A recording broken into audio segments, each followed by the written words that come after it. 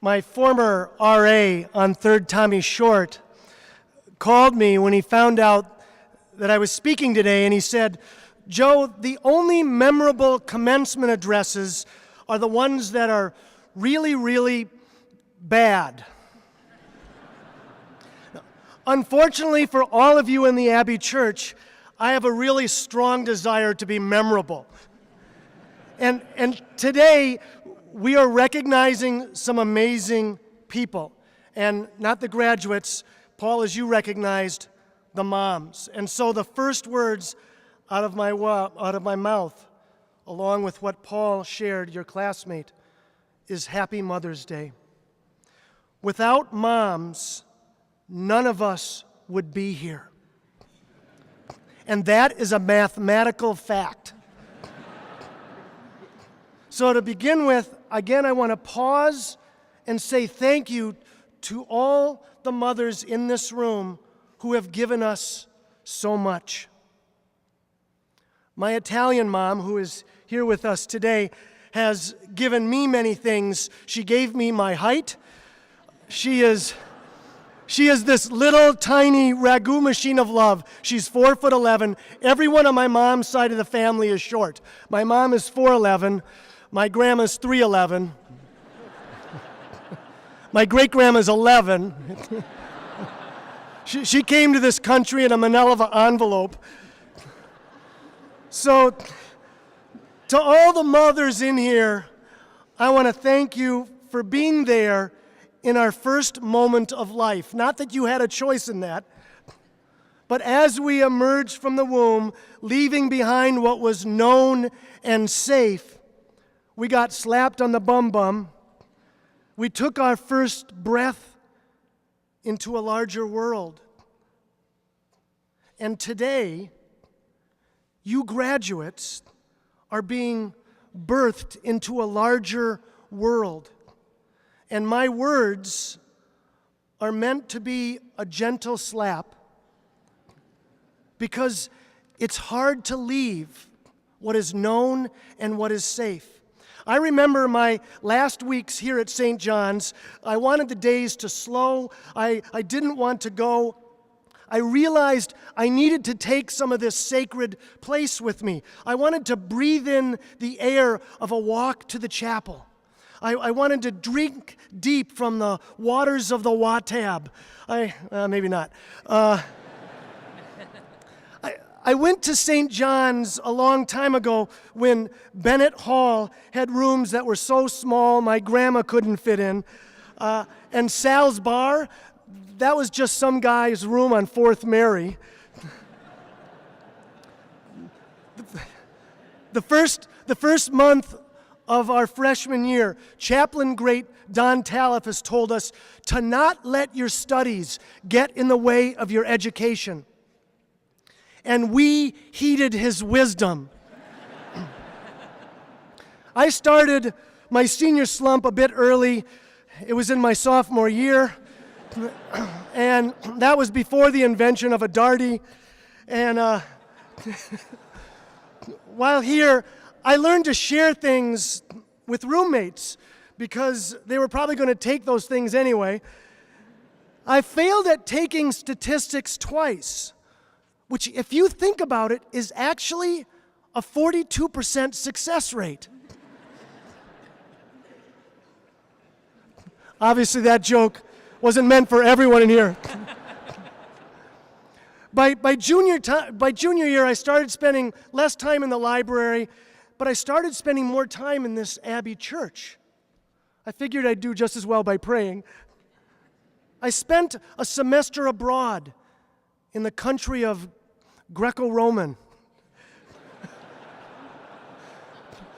I met people from other parts of the world, and by senior year, pulling all-nighters had little to do with studying. It was more about Netflixing Seinfeld reruns.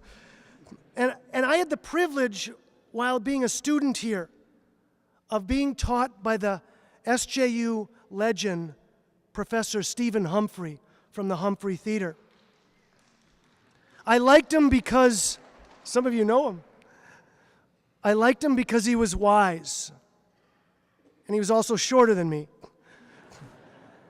And after my final exam, he told me, "Joe, I'm giving you an A, but I don't think you deserve it. You see, I don't think you understand what you were writing about. But you have a rare gift. That rare gift of getting people to think you know what you're talking about, when in fact you probably don't." I'm not sure if that was a compliment. As Michael said, I was the classmate of the St. John's president, Michael Hemiseth. And he was the smartest person I knew. And I can say that because I know a lot of dumb people.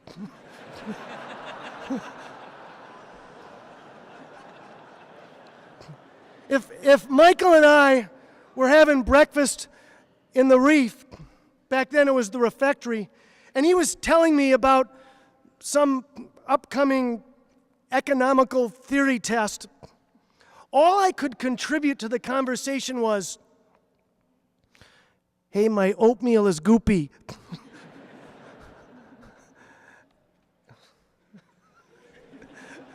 And not to brag, but today I get a doctorate just like him.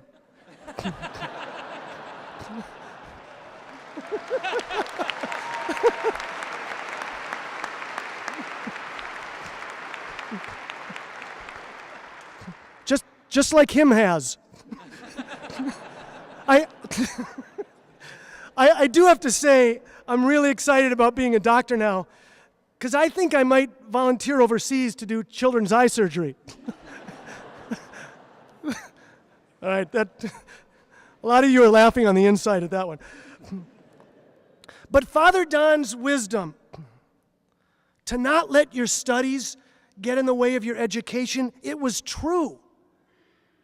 While I was at St. John's, I learned important things like, if someone was nice to me, but rude to the cook in the refectory, they probably weren't a nice person. And I learned, don't be a know-it-all. Because people who know it all are not very fun to be around. But perhaps the most important lesson I took from this sacred place didn't reveal itself until years after my graduation. It's that first Benedictine value that's on the list that you perhaps have seen on that poster over the past 4 years. It's the first one, awareness of God. To look for God not in the abstract, but in the ordinary events of every day. And how easy it is to miss that, rushing from the quad to the library, from the palestra to the Reef. And I never thought so much about those words on that Benedictine values poster until I went away. But in my years here, somewhere deep inside, seeds were planted. Seeds of an awareness of God, in the wonder of creation, and in the experiencing of the goodness of community and classmates. Something did strike me, though, as I recently reflected on that first Benedictine value, awareness of God. And awareness of God has the other side of the coin. An awareness that you are not God. And perhaps something beyond your studies that you can take from this place is that you are not God. You are just a human and part of a community, a we, not a me. It's where humility begins. For if we think we are God, our ego and our arrogance and our desire to indulge and the me, it starts to spiral out of control. It becomes all about how I see it, what I want, what I deserve, shouting to others what offends me, rather than listening to what might offend them. And then we risk becoming a people who rarely think they're wrong. And they rarely think they need to be forgiven. As if you are a little God. And the danger is when you think you are God, you have little need to worry about stepping on ants. And I'm not talking about Ant-Man. He's cool. If you stepped on him, he would beat you up. I'm talking about those with little power, or those we cannot see, or those who cannot fight back. So it becomes easy then to say things, or text things, or post things that step on people. How important it is as you leave this sacred place to not think you are God. Whether that means not stepping on ants or not doing things that hurt those who have little power. Now, this just may be my journey, but it also might be the journey of all men these days.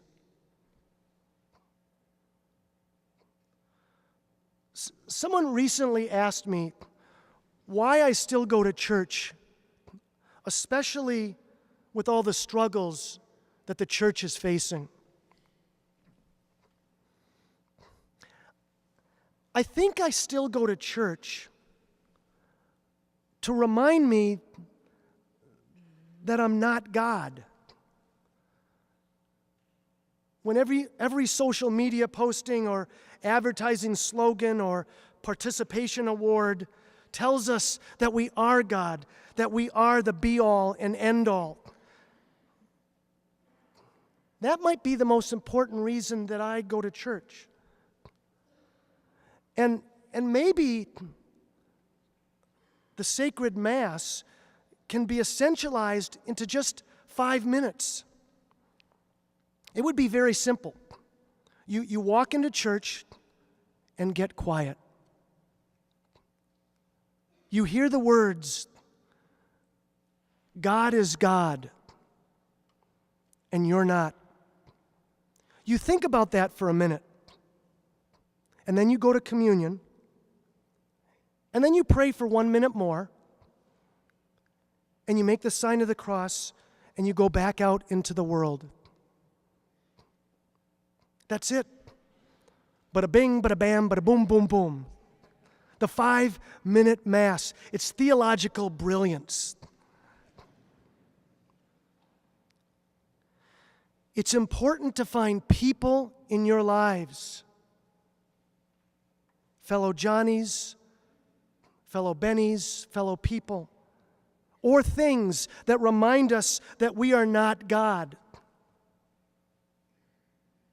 As Michael mentioned, I get to lead a nonprofit called Youth Frontiers. There are a lot of Johnnies and Bennies that work with us. We work with high schools leading these retreats to help kids see a bit differently. We were founded about 28 years ago. And as Michael said, perhaps some of you have been on our Courage or Respect retreats. And the kids on those retreats, they remind me every day that I am not the be-all and end-all. They remind me that I am not God. Here is an evaluation from one of the students who had been on one of my retreats. I keep it on my desk. It's my hubris check. Let me read it to you. I want to thank Joe Candy Pants Cavanaugh for putting me through hell on earth and patronizing me. Also for insulting my intelligence by telling me truths that I already know. I'd read more, but it starts to get harsh.